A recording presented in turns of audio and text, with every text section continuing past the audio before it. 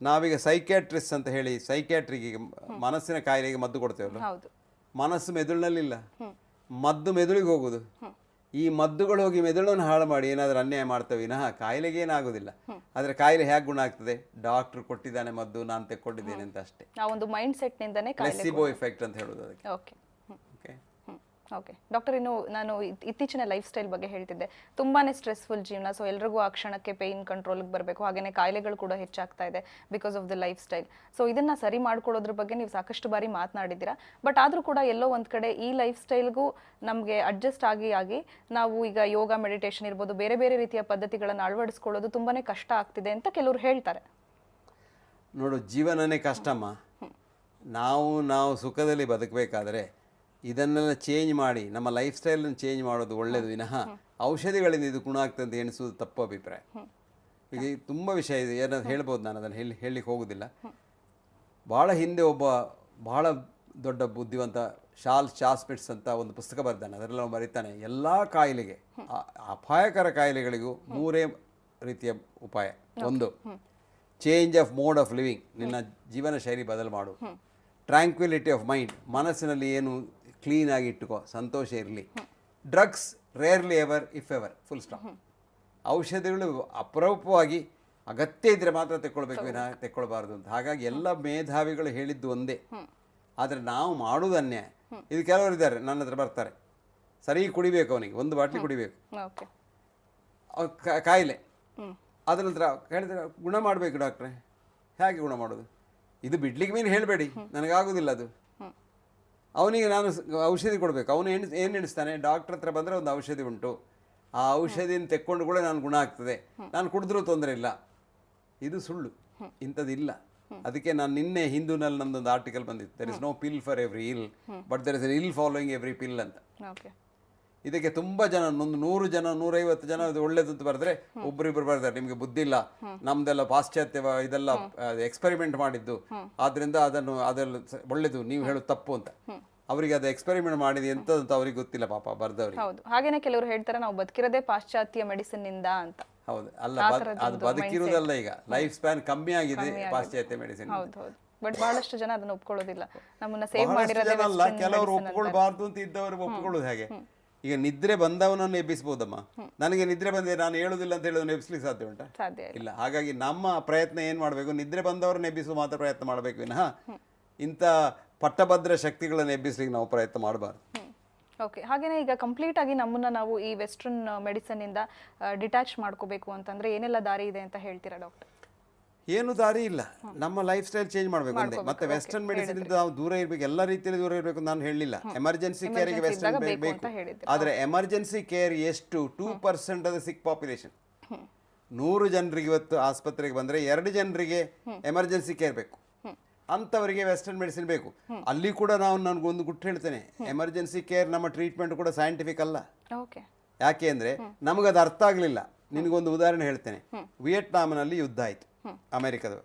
ಅಲ್ಲಿ ಅವರು ಸೈಗಾನ್ನಲ್ಲಿ 5 ಮಿನಿಟ್ನಲ್ಲಿ ಅವ್ರ ಹತ್ರ ಒಂದು 5 ಸ್ಟಾರ್ ಹಾಸ್ಪಿಟ್ಲ್ ಇತ್ತು. ಅವನಿಗೆ ಇಂಜುರಿ ಆದ ಕೂಡಲೇ ಅವನನ್ನು ಹೆಲಿಕಾಪ್ಟರ್ನಲ್ಲಿ ಇರ್ತಾರೆ, C-130 ಹೆಲಿಕಾಪ್ಟರ್ ಅಂತ. ಅದೇ ಒಂದು ಆಸ್ಪತ್ರೆ. ಅಲ್ಲಿಯೇ ಶುರು ಮಾಡ್ತಾರೆ, ರಕ್ತ ಕೊಡಲಿಕ್ಕೆ, ಡ್ರಿಪ್ ಕೊಡಲಿಕ್ಕೆ, ಅದು ಮಾಡಲಿಕ್ಕೆ, ಇದು ಮಾಡಲಿಕ್ಕೆ, ಮಾನಿಟರ್ ಹಾಕಲಿಕ್ಕೆ. 5 ಮಿನಿಟಲ್ಲಿ ಆಸ್ಪತ್ರೆ ಅಲ್ಲಿ ಹಾಕಿದ್ರು, ಟ್ರೀಟ್ಮೆಂಟ್ ಎಲ್ಲ ಕೊಟ್ಟರು. Best western medicine. ಫಾಕ್ಲೆಂಡ್ಸ್ನಲ್ಲಿ ಇಂಗ್ಲೆಂಡ್ನವರು ಯುದ್ಧ ಮಾಡಿದರು. ಸೌತ್ ಅಮೆರಿಕದಲ್ಲಿ ಲಂಡನ್ನಿಂದ 14 ಗಂಟೆ ವಿಮಾನದಲ್ಲಿ ಹೋಗಬೇಕು. ಅವರ ಹತ್ರ ಅಲ್ಲಿ ಆಸ್ಪತ್ರೆ ಇರಲಿಲ್ಲ. ಆ ಸುತ್ತಮುತ್ತದ ರಾಷ್ಟ್ರಗಳೆಲ್ಲ ಅವರ ವೈರಿಗಳು, ಯಾರು ಸಹಾಯ ಮಾಡಲಿಲ್ಲ. ಅಲ್ಲಿ ಅವರು ಹೀಗೆ ಇಂಜುರಿ ಆದ ಪೇಷಂಟನ್ನು ಆ ನೆಲದಲ್ಲಿ ಬಿದ್ದುಕೊಂಡಿದ್ರು. ಅವರು ಎಷ್ಟು ಗಂಟೆ? 12ರಿಂದ 14 ಗಂಟೆ ನೆಲದಲ್ಲಿ ಬಿದ್ದುಕೊಂಡಿದ್ರು. ಆದರೆ ಆ ನೆಲ ಆವಾಗ ಅಕ್ಟೋಬರ್ನಲ್ಲಿ ಅಲ್ಲಿ ಸ್ನೋ ಇತ್ತು, ಸೊ ತಣ್ಣಗಾಗಿತ್ತು, ಹೈಪೋಥರ್ಮಿ ಆಯಿತು. ಮತ್ತೆ ಅವರು ವಿಮಾನದಲ್ಲಿ ತೆಕ್ಕೊಂಡು 16 ಗಂಟೆ ಹೋಗಿ ಲಂಡನ್ನಲ್ಲಿ ಹೋಗಿ ಮದ್ದು ಮಾಡಿದರು. ಈಗ ಆಡಿಟ್ ಮಾಡಿ ನೋಡಿದರೆ ಕಂಪ್ಯಾರಬಲ್, ಯಾರಿಗೆ ಎಷ್ಟು, ಒಬ್ಬನಿಗೆ ಎಷ್ಟು ಇಂಜುರಿ ಆಗಿದೆ ಅಷ್ಟೇ ಇವನಿಗೆ. ಇವನು ವಿಯೆಟ್ನಾಮಲ್ಲಿದ್ದರೆ, ಫಾಕ್ಲೆಂಡ್ಸ್ನಲ್ಲಿದ್ದರೆ ಸಾವು ವಿಯೆಟ್ನಾಮ್ನಲ್ಲಿ ಹೆಚ್ಚಿಗೆ. ಯಾಕೆ ಕಾರಣ ಅಂತ ಹೇಳ್ತೇನೆ. ಈಗ ನೀನು ಒಂದು ಕಡೆಯಲ್ಲಿ ನಿನಗೇನಾದರೂ ಪೆಟ್ಟಾಯಿತು, ನೀನು ಬಿದ್ದಿ, ಆವಾಗ ನಿನ್ನ ದೇಹದ ಒಳಗೆ ನಿಸರ್ಗ ಒಂದು ದೊಡ್ಡ ಆಸ್ಪತ್ರೆಯನ್ನೇ ಇಟ್ಟಿದೆ. ನಿನ್ನ ಪೆಲ್ವಿಸ್ನಲ್ಲಿ 1 ಬಾಟ್ಲಿ ನತ್ರ ಉಂಟು ಯಾವಾಗಲೂ ಎಕ್ಸ್ಟ್ರಾ. ನಿನ್ನ ದೇಹದಲ್ಲಿ ಎಷ್ಟೋ ಬಾಟ್ಲಿ ನೀರುಂಟು ಎಕ್ಸ್ಟ್ರಾ. ಇದನ್ನೆಲ್ಲ ಎಷ್ಟು ನಿನಗೆ ರಕ್ತ ಹೋಗಿದೆ ಏನು ಪೆಟ್ಟಾಗಿದೆ ಅದನ್ನೆಲ್ಲ ರೀಪ್ಲೇಸ್ ಮಾಡ್ತದೆ. ಅದಕ್ಕೆ ಹೇಳೋದು ಆಟೋ ಟ್ರಾನ್ಸ್ಫ್ಯೂಷನ್ ಮತ್ತೆ ಆಟೋ ಇನ್ಫ್ಯೂಷನ್ ಅಂತ. ನೀನು ಬಾಟ್ಲಿಯಲ್ಲಿ ಕೊಡಬೇಕು ಅಂತಿಲ್ಲ, ನಮ್ಮ ಪ್ರಕೃತಿ ನಮಗೆ ಒದಗಿಸಿಬಿಟ್ಟಿದೆ. ಮತ್ತೆ ನಮಗೆ ಎಷ್ಟು ಬೇಕು ಅಂತ ಅದಕ್ಕೆ ಗೊತ್ತುಂಟು, ನನಗೆ ಗೊತ್ತಿಲ್ಲ.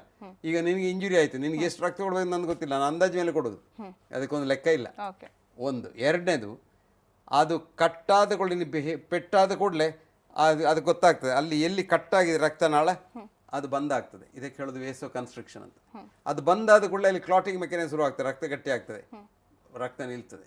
ಈಗ ರಕ್ತ ಕಮ್ಮಿ ಆಯಿತು, ನಿನಗೆ ಪ್ರೆಷರ್ ಕಮ್ಮಿ ಆಯಿತು, ಮೆದುಳಿಗೆ ರಕ್ತ ಚಲಾವಣೆ ಇಲ್ಲ, ಕೂಡಲೇ ಆಟೋನಾಮಿಕ್ ನರ್ವಸ್ ಸಿಸ್ಟಮ್ ತಿರುಗಿಸ್ತದೆ ರಕ್ತವನ್ನು. ಹೆಚ್ಚು ರಕ್ತ ಬ್ರೈನಿಗೆ ಹೋಗ್ತದೆ, ಕಮ್ಮಿ ರಕ್ತ ಚರ್ಮಕ್ಕೆ ಹೋಗ್ತದೆ, ಮಸಲಿಗೆ ಹೋಗ್ತದೆ, ಹಾರ್ಟಿಗೆ ಹೋಗ್ತದೆ, ಕಿಡ್ನಿಗೆಲ್ಲ ಬೇಕಾದಷ್ಟು ಹೋಗ್ತದೆ. ಹಾಗಾಗಿ ನೀವು ಮತಿ ತಪ್ಪಿ ನೀನು ಸಾಯುವುದಿಲ್ಲ. ಇದನ್ನೆಲ್ಲ ಯಾರು ಮಾಡಿದ್ದಾರೆ? ನಿಸರ್ಗ ಮಾಡಿದೆ. ಇದನ್ನೆಲ್ಲ ಫಾಕ್ಲೆಂಡ್ಸ್ನಲ್ಲಿ ಆ ಸೋಲ್ಜರ್ಸಿಗೆ ಸಿಕ್ಕಿದೆ. ಅದು ಮಾತ್ರ ಅಲ್ಲ, ಆ ಸೋಲ್ಜರ್ಸ್ ಸ್ನೋನಲ್ಲಿ ಬಿದ್ರಲ್ಲ, ಸ್ನೋನಲ್ಲಿ ಬಿದ್ದು ಕೂಡ ಹೈಪೋಥರ್ಮಿ ಆಗ್ತದೆ. ಹೈಪೋಥರ್ಮಿ ಆದ ಕೂಡ ಸತ್ತು ಹೋಗೋದಿಲ್ಲ ಪಕ್ಕ. ಸೊ ನೋಡಿ ಎಷ್ಟೆಲ್ಲ ಉಪಕಾರ ಆಯಿತು. ಇಲ್ಲಿ ವಿಯೆಟ್ನಾಮ್ನಲ್ಲಿ ಏನು ಮಾಡಿದ್ರು, ಬಂದ ಕೂಡಲೇ ರಕ್ತ ಕೊಟ್ಟರು, ಬಿಸಿ ಮಾಡಿದ್ರು, ಅದು ಮಾಡಿದ್ರು, ಇದು ಮಾಡಿದ್ರು, ಎಲ್ಲ ಉಲ್ಟಾಯ್ತು. ಬ್ಲೀಡಿಂಗ್ ಹೆಚ್ಚಾಯಿತು, ಸತ್ತು ಹೋದ್ರು. ಹಾಗಾಗಿ ನಿಸರ್ಗಕ್ಕೂ ಗೊತ್ತುಂಟು. ಆದರೆ ಎಮರ್ಜೆನ್ಸಿ ಕೇರಿಗೆ ನಮಗೆ ವೆಸ್ಟರ್ನ್ ಮೆಡಿಸಿನ್ ಬೇಕು. ಸೊ ವೆಸ್ಟರ್ನ್ ಮೆಡಿಸಿನ್ ಅನ್ನು ನಾವು ಒಟ್ಟಿಗೆ ಬಾತ್ ಟಬ್ಬಿನೊಟ್ಟಿಗೆ ಮಗುವನ್ನು ಬಿಸಾಡಬಾರ್ದು. ಮಗು ಬೇಕು, ಆದರೆ ಆ ಮಗು ಇರುವ ನೀರು ಹಾಳಾಗಿದೆ, ಅದನ್ನು ಸರಿ ಮಾಡಬೇಕು. ಹಾಗಾಗಿ ತುಂಬ ನೀರು ಬೇಡ. ನೀರಂದ್ರೆ ಇಂಥ ಔಷಧಿ, ಪಾಶ್ಚಾತ್ಯರ ಔಷಧಿ ಅಷ್ಟು ಬೇಡ. ಅವರ ಮೆಥಡ್ಸ್ ಎಲ್ಲ ಬೇಕಾದನ್ನು ನಾವು ಇಟ್ಕೊಳ್ಬೋದು. ಮತ್ತು ಪಾಶ್ಚಾತ್ಯರಲ್ಲಿ ತಪ್ಪುಂಟು, ಅದನ್ನು ನಾವು ಸರಿ ಅಂತ ಹೇಳ್ಬಾರ್ದು. ಈಗ 2500 ವರ್ಷದಿಂದ ನಾವು ಅನ್ಯಾಯ ಮಾಡ್ತಾ ಬಂದಿದ್ದೇವೆ ಮೆಡಿಸಿನಲ್ಲಿ. ಪಾಶ್ಚಾತ್ಯರಲ್ಲಿ ಏನು ಮಾಡೋದು? ರಕ್ತ ತೆಗೆಯುವುದು, ಎಂಥ ಕಾಯಿಲೆಗೂ ರಕ್ತ ತೆಗೆಯುವುದು. ಅದು ಬಹಳ ಮಾಡರ್ನ್ ಆಗುವ. ಈಗ ನಾವು ಹೇಗೆ ಮಾತಾಡ್ತಾ ಇದ್ದೇವೆ, ಎಷ್ಟು ಮಾಡರ್ನ್. ಈಗ ನಮ್ಮದು ಬೈಪಾಸ್ ಸರ್ಜರಿ ಎಷ್ಟು ಮಾಡರ್ನ್ ಅಂತ ಹೇಳ್ತೇವೆ, ಅವಾಗ ರಕ್ತ ತೆಗೆದು ಅಷ್ಟೇ ಮಾಡರ್ನ್.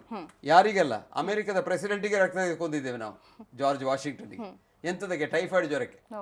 ಹಾಗಾಗಿ ನನಗೆಲ್ಲ ಗೊತ್ತುಂಟು, ಇವತ್ತು ನಾನು ಮಾಡೋದು ಸರಿ, ನನ್ನಿಂದ ಇದು ನಡೆಯುವುದು ಅಂತ ಹೇಳೋದೆಲ್ಲ ಮೂರ್ಖತನ. ಅದು ಹೆಡ್ರ್ ಮಾತ್ರ ಎಣಿಸೋದು. ಬುದ್ಧಿದ್ದವನಿಗೆ ಗೊತ್ತು ನನಗೇನು ಗೊತ್ತಿಲ್ಲ ಅಂತ. ಅದಕ್ಕೆ ಹೇಳೋದು ನೋಡು, ನಾಲೆಜ್ ಅಂದ್ರೆ ಏನು ಗೊತ್ತಾ? ಇನ್ನೊಬ್ರು ಹೇಳಿದ ನಮ್ಮ ತಲೆಯಲ್ಲಿ ನಾಲೆಜಬಲ್, ನಾನು ಭಾಳ ನಾಲೆಜಬಲ್, ನಾನು MD PhD ABCD ಅಂತ. ವಿಸ್ಡಮ್ ಅಂದ್ರೆ ಏನು ಗೊತ್ತುಂಟಾ? ನನ್ನ ಬುದ್ಧಿವಂತಿಕೆ. ದೇವರೇ ನನಗೇನು ಗೊತ್ತಿಲ್ಲ, ನಾನು ಇಷ್ಟು ಕಲ್ತು. ಈಗ ನನ್ನ ಹತ್ರ ನೀನು ಕೇಳಿದ್ರೆ ನನಗೆ ಏನು ಗೊತ್ತಿಲ್ಲ ಮನುಷ್ಯನ ವಿಷಯ. ನಾನು ಈಗ ಒಂದು ಪುಸ್ತಕ ಬರಿತಾ ಇದ್ದೇನೆ, ಮನುಷ್ಯನ ದೇಹ ಹೇಗೆ ಕೆಲಸ ಮಾಡ್ತೇನೆ ಅಂತ.